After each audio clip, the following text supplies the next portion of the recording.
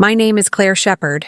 I'm 34 years old, and as I sat in the front pew of my 8-year-old son Daniel's funeral holding his favorite stuffed dinosaur and struggling to breathe through waves of grief, my father Thomas stood up and announced to hundreds of mourners that he and my mother Margaret were adopting Daniel's best friend Lucas Walsh and would be using Daniel's $425,000 college fund to raise him, calling it something good from this tragedy, while Lucas's parents smiled with obvious satisfaction from their seats. What my parents didn't know was that the college fund they had just publicly claimed in front of Daniel's teachers, classmates, and community contained ironclad legal protections I had established years ago that would make their announced plans completely impossible while exposing their exploitation of my son's funeral for financial gain. I had spent the last 8 years building a life as a single mother and corporate financial analyst, pouring everything I had into raising Daniel and ensuring he would have every opportunity for a successful future. The college fund I established when he was born had grown to $425,000 through careful investing, aggressive saving, and annual contributions that sometimes required me to sacrifice personal luxuries so that my son would never face the financial barriers to education that I had experienced.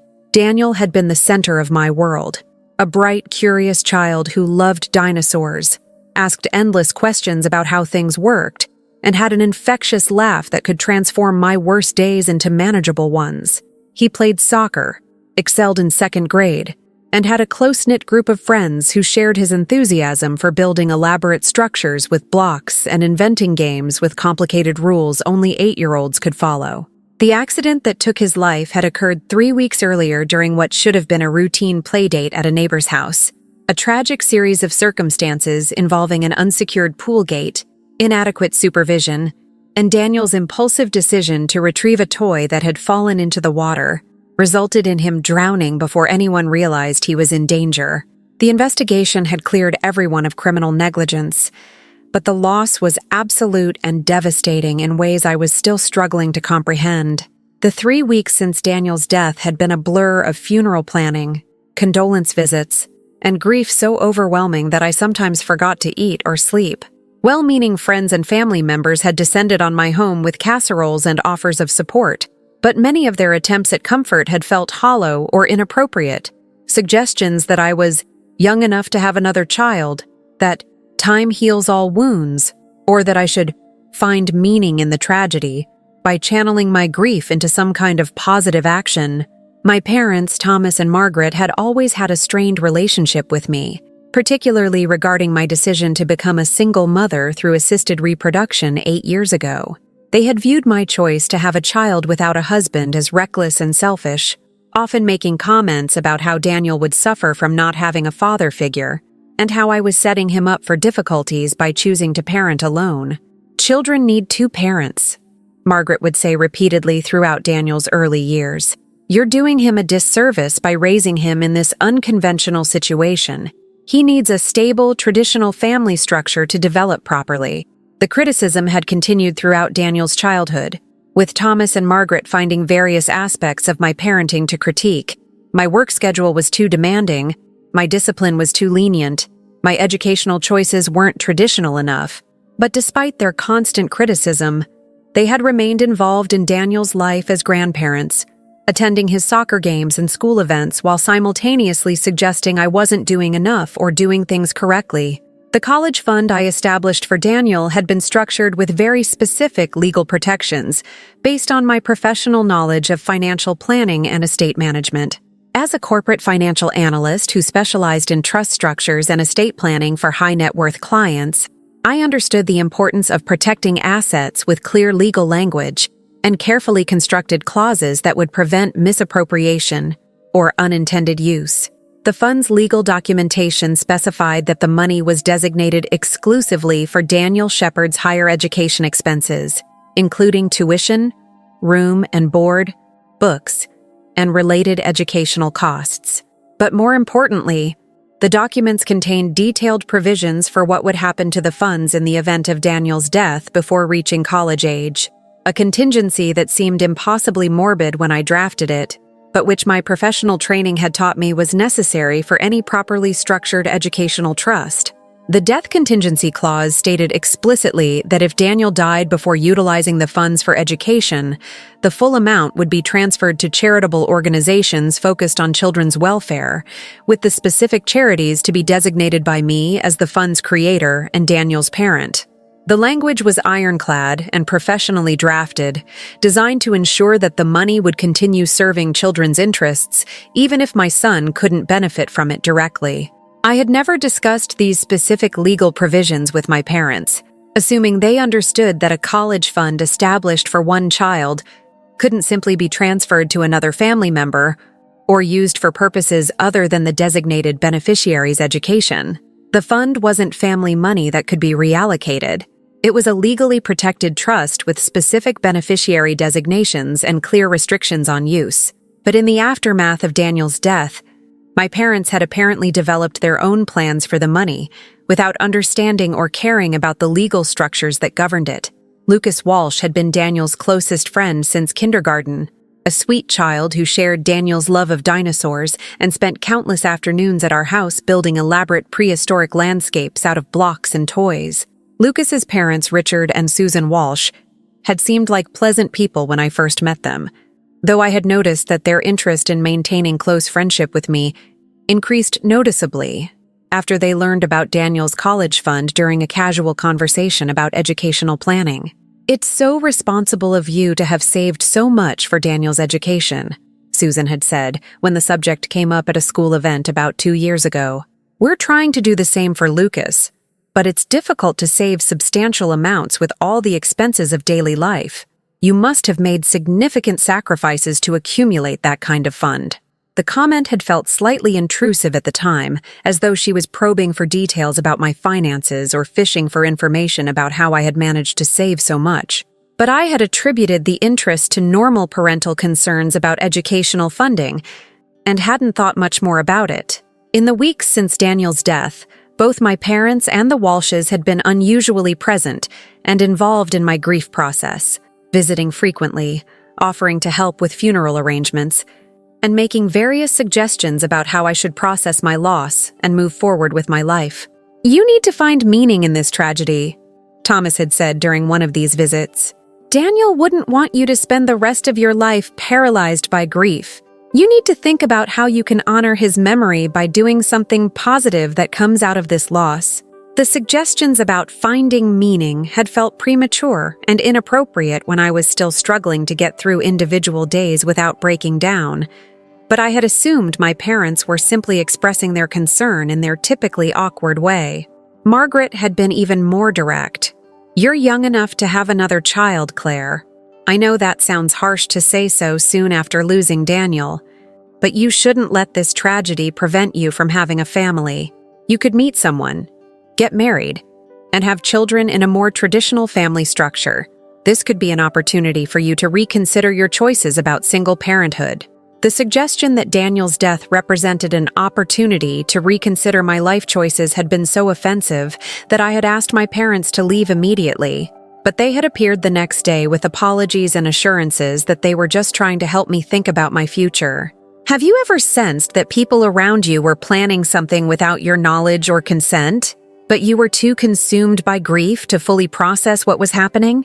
That's exactly what I experienced in the weeks leading up to Daniel's funeral. Sensing undercurrents in my parents' and the Walsh's behavior, but being too emotionally devastated to investigate what those undercurrents meant. The funeral had been planned for 3 weeks after Daniel's death, a timeline that some people suggested was too long, but which I needed to simply gather the emotional strength to face a memorial service for my child. The service was held at a large church that could accommodate the hundreds of people who wanted to attend: Daniel's classmates and their families, teachers from his school, neighbors, my colleagues, and extended family members who traveled from across the country to offer support. I had spent hours planning every detail of the service to honor Daniel's personality and interests. The program included photos of him at various ages, engaged in his favorite activities. His classroom had created a memory book with drawings and messages from his classmates, and I had asked his soccer coach to speak about Daniel's enthusiasm and team spirit during games. The church was filled with flowers, and I had requested that in lieu of additional floral arrangements, people consider donations to child safety organizations or children's hospitals. I wanted Daniel's death to contribute somehow to protecting other children, even though nothing could bring him back or fill the void his absence created in my life. I sat in the front pew clutching Daniel's stuffed dinosaur, a toy he had named Rex, and carried everywhere from age 3 to age 6, when he decided he was too old for stuffed animals but still kept Rex on his bed as a decoration. The toy still smelled faintly like Daniel's room, and holding it was one of the few things that brought me any comfort during the overwhelming grief of his funeral. The service proceeded through readings, music, and testimonials from people whose lives Daniel had touched during his brief 8 years. His teacher spoke about his curiosity and kindness in the classroom. His soccer coach shared stories about his determination and encouragement of teammates. His best friend's parent, Susan Walsh, spoke about how much Lucas would miss his friend and about the special bond the two boys had shared. And then, as the service was approaching its conclusion and I was preparing to give my own closing remarks about my son, my father Thomas stood up from his seat in the second row and addressed the congregation without warning or permission. "I know everyone here is grieving Daniel's loss," Thomas began, his voice carrying clearly through the church's sound system as he spoke without a microphone. "This is a tragedy that has affected all of us, but particularly our family. As Daniel's grandparents, Margaret and I have been thinking about how we can honor his memory and find some meaning in this terrible loss." I felt my stomach tighten as I realized Thomas was making some kind of announcement during Daniel's funeral without having discussed it with me. The presumption of speaking at my son's service without permission was startling, but I was too shocked and grief-stricken to interrupt or object. "After much prayer and discussion," Thomas continued, "Margaret and I have decided to adopt Lucas Walsh, Daniel's closest friend, and the child who meant so much to our grandson. We believe that raising Lucas and giving him the opportunities and support that Daniel would have wanted for his best friend is the best way we can honor Daniel's memory and ensure that something good comes from this tragedy." The announcement sent a ripple of surprise through the congregation, with people shifting uncomfortably in their seats and exchanging glances of confusion about whether this kind of announcement was appropriate at a funeral service. I sat frozen, unable to process what my father was saying, or understand why he was making this announcement at Daniel's funeral. "We're fortunate that we have the resources to provide Lucas with everything he needs," Thomas said, his voice taking on a tone of magnanimous generosity. "Daniel's college fund, which Claire established years ago, will allow us to give Lucas the educational opportunities and financial security that every child deserves. We'll be using those funds to raise Lucas and ensure he has the same advantages that Daniel would have had." The casual announcement that my parents plan to use Daniel's college fund, money I had saved for my deceased son, to adopt and raise a different child, was so shocking that I couldn't immediately formulate a response.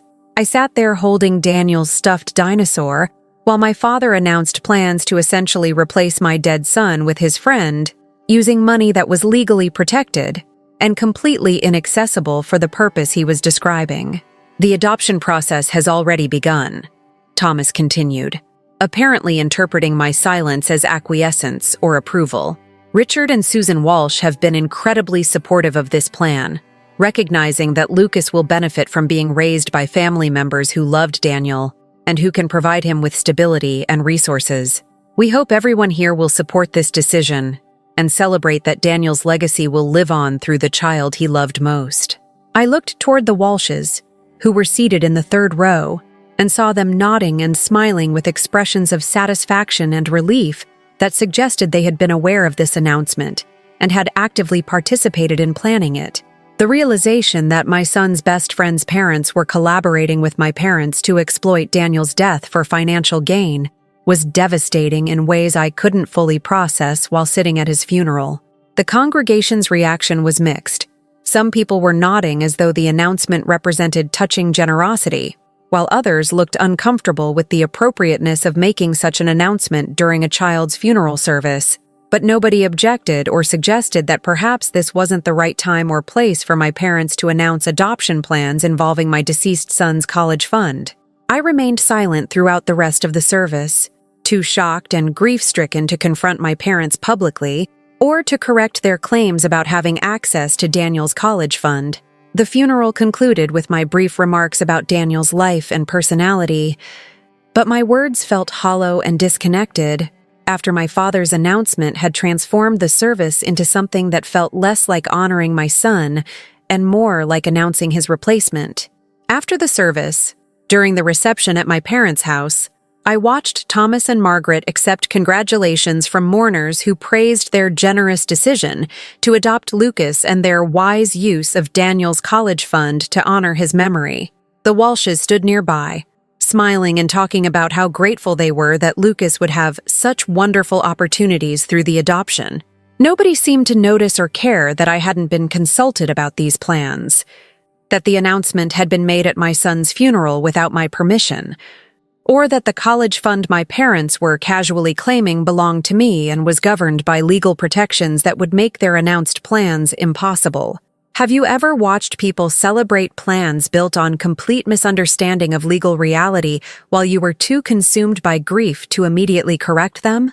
That's exactly what I experienced at Daniel's funeral reception, watching my parents accept praise for generosity involving money they had no legal right to access, while I struggled to process both my son's death and their exploitation of his memorial service.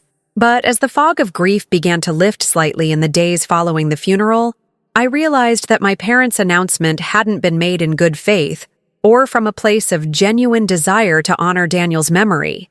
It had been a calculated attempt to publicly claim the college fund before I could object, hoping that my grief and the social pressure of hundreds of witnesses would prevent me from contesting their plans.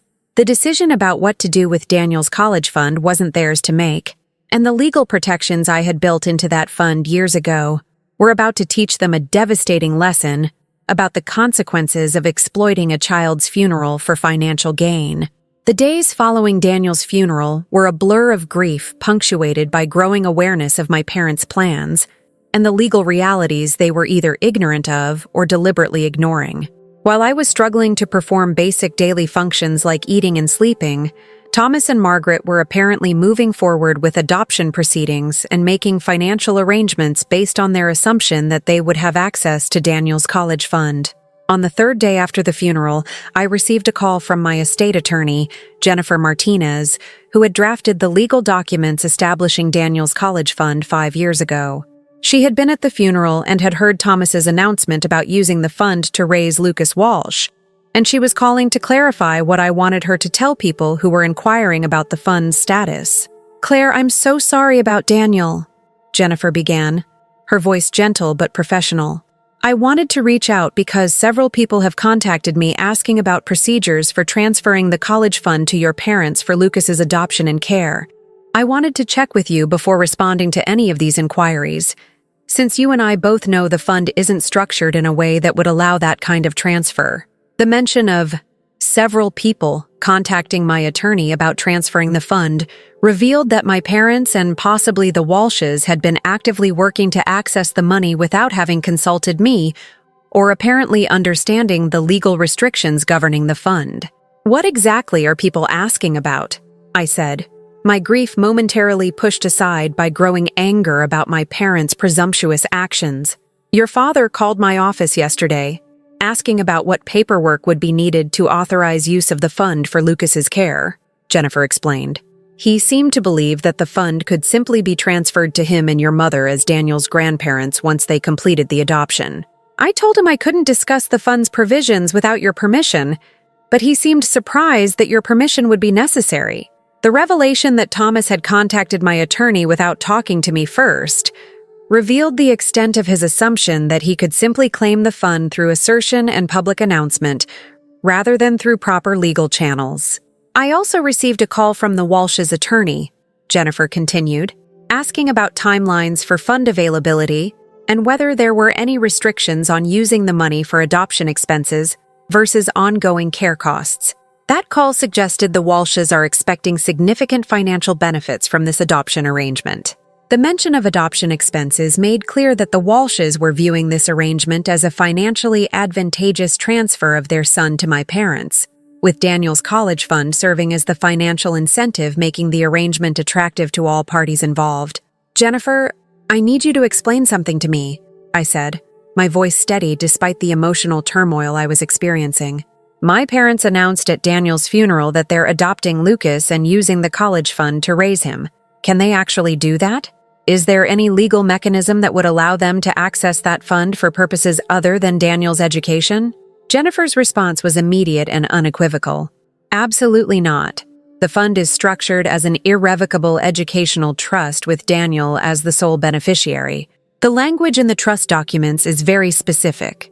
The money can only be used for Daniel's higher education expenses. In the event of his death before reaching college age, the fund transfers to charitable organizations focused on children's welfare, with you retaining the right to designate which specific charities receive the funds." The confirmation that my parents had no legal access to the money they had publicly claimed at Daniel's funeral should have been satisfying, but instead it just added another layer of betrayal to an already devastating situation. They had announced plans at my son's memorial service based either on complete ignorance of the legal realities or on hope that social pressure and my grief would somehow override clear legal protections. "There's no provision allowing family members to access the fund for raising other children?" I asked, wanting absolute clarity before confronting my parents about their announcement. "None whatsoever," Jennifer confirmed. "Educational trusts are legally protected vehicles with very specific beneficiary designations. The fact that Lucas was Daniel's friend, or that your parents are adopting him, doesn't create any legal right to funds designated for a different child's education. The money is completely inaccessible for the purpose your parents announced." The conversation with Jennifer continued for another 20 minutes as we discussed the specific language in the trust documents and the process for executing the charitable designation provisions now that Daniel was deceased.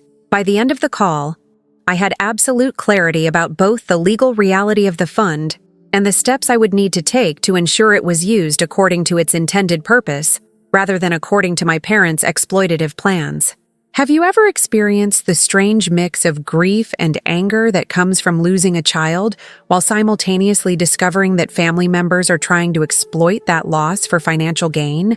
That's exactly what I felt as I hung up the phone with Jennifer, understanding that while I was mourning my son, my parents and the Walshes were making plans to profit from his death. The first confrontation with my parents occurred 2 days later, when they came to my house uninvited to discuss what they called logistics for the adoption and the fund transfer. They arrived with a folder of documents and an attitude suggesting they expected me to simply sign papers authorizing their access to money they had already publicly claimed. "Claire, we need to discuss the practical aspects of using Daniel's college fund for Lucas," Thomas said as soon as I let them into my house. "We've been in contact with attorneys and financial advisors, and there are some forms that need your signature to authorize the fund transfer. We understand you're grieving, but we need to move forward with this process so we can complete the adoption and ensure Lucas has the stability he needs." The characterization of accessing Daniel's college fund as providing stability for Lucas, rather than as exploiting my son's death for financial gain, revealed how completely my parents had reframed their actions to themselves as generous rather than predatory. "Did you discuss this adoption plan with me before announcing it at Daniel's funeral?"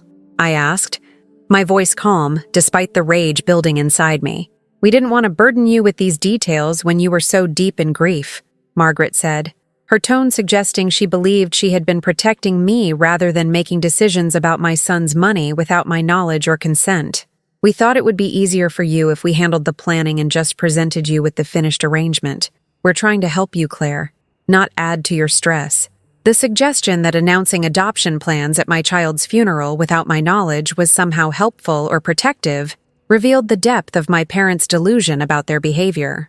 "I spoke with my attorney about the college fund," I said, watching their faces carefully to see how they would react to learning about the legal obstacles to their plans. She explained that the fund is structured as an irrevocable educational trust with specific provisions that don't allow the kind of transfer you announced at Daniel's funeral. Thomas's expression shifted from confidence to confusion to defensive anger as he processed what I was saying. "That doesn't make sense," he said. It's a college fund for a child who died. Obviously, it can be used for another child's education and care. That's just logical reallocation of resources. It's not logical. It's illegal, I replied. The fund is legally designated for Daniel specifically, and in the event of his death, it transfers to children's charities. There's no provision allowing family members to access it for any other purpose, including adopting and raising a different child. Margaret looked genuinely shocked, as though the existence of legal protections on the fund was a personal betrayal, rather than a reasonable protection I had established years ago. You're saying you structured the fund so that if Daniel died, we couldn't use the money to help another child? What kind of person does that? That's incredibly selfish, Claire. The characterization of protecting Daniel's college fund with proper legal structures as selfish revealed how completely my parents viewed the money as family property they had right to access, rather than as a legally protected trust with specific purposes. I structured the fund to ensure it would be used for its intended purpose, supporting Daniel's education, or if he died, supporting other children through charitable organizations, I said. I didn't anticipate needing to protect it from family members who would announce at his funeral that they planned to use his money to essentially replace him with another child. The accusation hung in the air between us, making explicit what had been implicit in their announcement, that they were attempting to use Daniel's death as an opportunity to redirect resources they had no legal right to access. We're not trying to replace Daniel, Thomas said, though his voice lacked conviction. We're trying to honor his memory by helping his best friend. You're being deliberately obstructive about something that would be good for everyone involved. Everyone except Daniel, I replied. His memory isn't honored by taking the money saved for his future and giving it to someone else. His memory is honored by using that money to help other children the way I'm legally required to do according to the trust documents. The conversation deteriorated from there, with my parents alternating between arguments that I should simply allow them to access the fund, regardless of legal restrictions, accusations that I was being selfish and cruel to Lucas by not supporting the adoption, and threats that they would pursue legal action to challenge the trust's provisions. We'll get attorneys who can break that trust and give us access to the money, Thomas said as they were leaving. You can't hide behind legal technicalities to prevent us from doing something good with resources you're not using.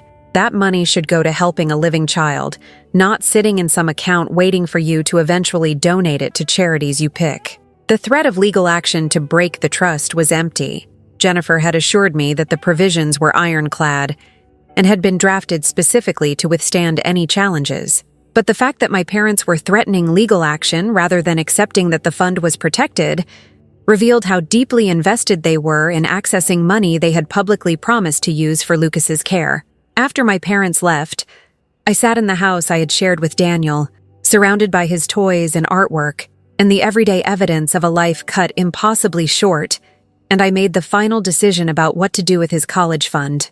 The money would go to children's charities as specified in the trust documents, but I would choose organizations that reflected Daniel's interests and personality, while also serving purposes that might prevent other families from experiencing the loss I was enduring.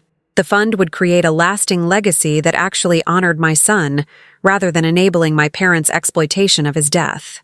The process of formally executing the trust's charitable designation provisions took 2 weeks and involved extensive documentation and coordination with Jennifer to ensure everything was handled according to precise legal procedures. We identified 3 organizations that would receive portions of Daniel's college fund: a children's hospital foundation that funded pediatric emergency care and trauma services, $150,000 that would support the kind of medical response systems that might save other children's lives when accidents occurred, a water safety and swimming education program that provided free lessons and safety training to children in underserved communities, $150,000 that directly addressed the type of accident that had killed Daniel and would help prevent similar tragedies, a scholarship fund for children who had lost parents or siblings, supporting their educational goals while they processed grief, $125,000 that honored Daniel's memory while helping children facing loss, similar to what his classmates were experiencing after his death, The charitable designations were structured to make clear that the funds came from Daniel's college trust and were being distributed according to his mother's wishes in his memory. Each organization would receive formal notification of the gift, along with documentation showing that the money had been originally saved for Daniel's education and was now serving children's welfare as specified in the legally binding trust provisions. The notifications to the charitable organizations went out 3 weeks after Daniel's funeral, and the news of the substantial donations spread quickly through the community. Local media covered the story of a mother honoring her deceased son by using his college fund to support children's safety and welfare programs, and the coverage included details about the organizations receiving funds and the purposes they would serve. The same community members who had attended Daniel's funeral and heard Thomas announce plans to use the college fund for Lucas's adoption were now learning the actual legal reality, that the fund had always been protected for children's welfare purposes, and that Claire Shepard was fulfilling those provisions by supporting programs that would honor her son's memory and potentially prevent similar tragedies. The reaction from my parents came swiftly and revealed both their fury at being publicly contradicted and their continued inability to understand why their announced plans had been inappropriate. Thomas called my cell phone dozens of times over 2 days, leaving increasingly angry voicemails about how I had sabotaged their adoption plans and humiliated them publicly by donating money they had announced they would be using for Lucas. The characterization of my legal execution of trust provisions as sabotage revealed that he still viewed Daniel's college fund as property he had right to access, rather than as a protected trust with specific legal requirements. "You've destroyed our plans and damaged our reputation in the community," one of Thomas's voicemails said. "People are asking us why we announced adoption plans at the funeral based on accessing funds that you then donated to charity. We look like liars or fools, and you've made us look that way deliberately by waiting until after we made our announcement to distribute the money." The accusation that I had acted deliberately to make them look foolish ignored the reality that they had made their announcement without consulting me, without understanding the legal restrictions on the fund, and without any right to the money they publicly claimed. They had created their own humiliation through their presumptuous behavior at Daniel's funeral.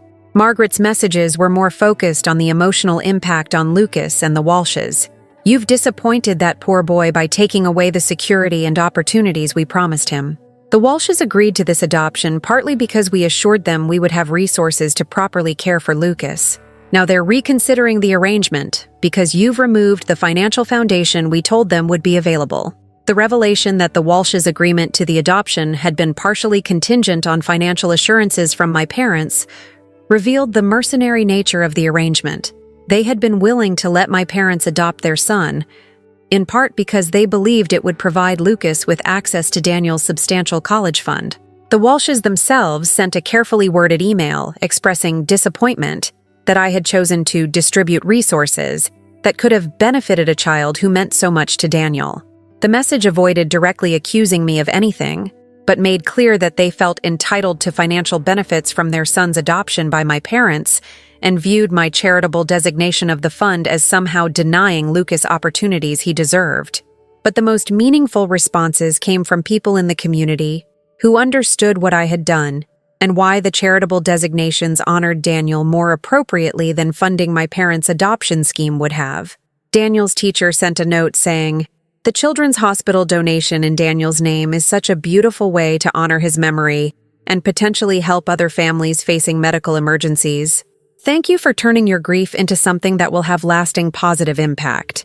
Parents from Daniel's soccer team contributed additional funds to the water safety program, specifically noting that they were doing so because of my example in using Daniel's college fund to address the type of accident that had caused his death.